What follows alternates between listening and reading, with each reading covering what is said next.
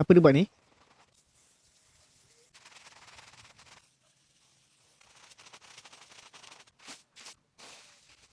Eh, apa dia buat ni? Tak kena. Jap. Tak, kenapa dia nak menyuci semua ni? Dah tak ada kerja dah.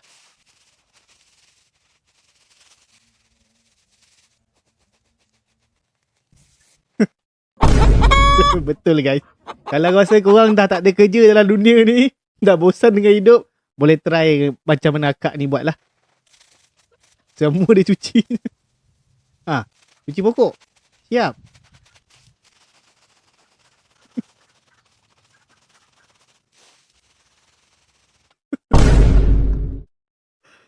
Aduh. Pelik-pelik lah. Tapi okey lah, ada kerja sikit lah kan. Kalau orang tanya buat apa bang, kerja apa? Cuci pokok.